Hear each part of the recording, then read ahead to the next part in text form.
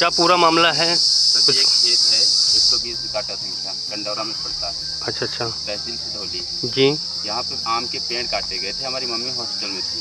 ठीक 26/3/2026 को जबरदस्ती इन्होंने पेड़ चोरी से काट दिया था। ना किसी परमिट, ना कोई लाइसेंस, ना कोई कुछ भी रसीद वगैरह नहीं थी। ठीक ठीक मैंने एप्लीकेशन लगाया, उस टाइम पे पेड़ रुक गए थे। पेड़ आज तिथि जो है 2 तारीख 6 महीना 2026, जी क्योंकि बीच में भी उठाने का प्रयास किया गया था, मगर आज इन्होंने लकड़ी उठा लिया। कल एसडीएम साहब आई थी 1/6/2026 को, तो उन्होंने कोई लिखित हमको एप्लीकेशन नहीं दिया है कि ये रामचंद्र का ही हक है। और आज वो बोल करके केवल गए थे, उसी के आधार पर यशो साहब, सीओ साहब, जो भी अधिकारी हैं, हर एक अधिकारी यही बोल रहे हैं कि वो उनकी ही अधिकार है, उन चालान दे चुके हैं और वो लकड़ी रामचंद्र की रामचंद्र ही उठाएंगे। अच्छा, ये आपके पिताजी कितने भाई थे? 3 भाई। 3 भाई। हमारे पिताजी 18 में सर एक्सपायर हो गए थे। तो आपके पिताजी, आपके बाबा के 3 मतलब 3 लड़के थे? जी सर जी। तो 1/3 हुआ? जी सर जी।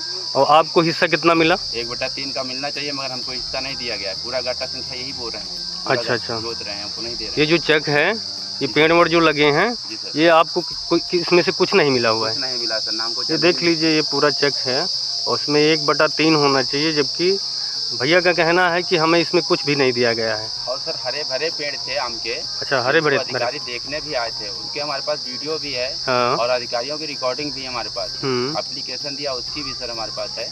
बाकी कोई कार्रवाई तब भी नहीं हुई। आज डीएम साहब के पास भी मैंने कॉल किया था, उन्होंने बोला अभी लकड़ी नहीं उठेगी, अब हम रोक रहे हैं। डीएम साहब की कॉल के बावजूद भी लकड़ी आज उठ रही है। और मैंने दरोगा साहब को सूचना दिया, तो दरोगा साहब 112 वालों से बात किया। जब 112 वाले आ जाए तो उनको बोला कि एसडीएम साहब ने आदेश किया है तो लकड़ी उठने दो उनको। और एसडीएम साहब ने कोई लिखित हमको नहीं दिया। उसमें वो ये बोला गया यदि कोई हस्तक्षेप करते हैं तो इतनी धाराएं इनके ऊपर लगाई जाएं इनकी कभी जमानत ना हो। नहीं तो ऐसी क्यों धाराएं लगाई जाएं भाई? आप अपना हक मांग रहे हो। यही सर मैंने अपने सवाल उठाए थे कि सर खतरा खतौनी में हमारा नाम है, हमारे भाइयों का नाम, हमारी माता का नाम है, हमारी बहन जो है। सर जी ये पेड़ भी काफी पुराने हैं, जो कि हमारे बाबा के लगाए हुए हैं। और इसमें हमारे पिताजी का अधिकार है, पर पिताजी के ना रहने पर हमारा अधिकार बनता है। हाँ बिल्कुल बनता है। अधिकार भी नहीं दिया गया, उसके बावजूद भी अधिकारियों के पास हम जा रहे हैं तो हमको ही हड़काल करके भगा रहे हैं और हमारी जान मान का भी दावा बोल रहे हैं। अच्छा। और हमको धमकी भी दे रहे हैं कि यदि किसी प्रकार का कुछ कार्रवाई करवाओगे तो तुम्हारे ऊपर ऐसी ऐसी धाराएं लगवाएंगे, डायरेक्ट तुमको अंदर करवा देंगे, बस तुम्हारे पूरे खानदान को समझ में आ जाएगा। अच्छा।